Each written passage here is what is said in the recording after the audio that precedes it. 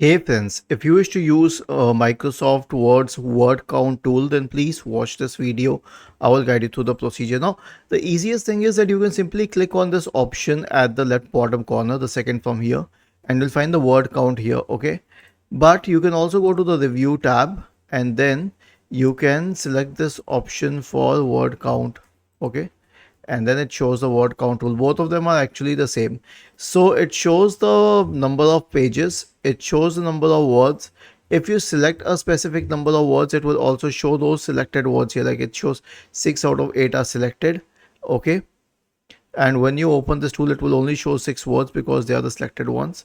And if you don't select anything, then it will show the total number of words, and then it will show the characters which have no spaces.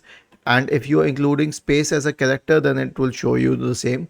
It will show the number of paragraphs and the number of lines. So line is different from sentence. A line is like a line of text, and a sentence is where the sentence ends with a full stop. Was this helpful? If yes, then please subscribe to the channel. If not, then let us know in the comment section of the video on how we could help you further. Thank you for watching this video and have a nice day.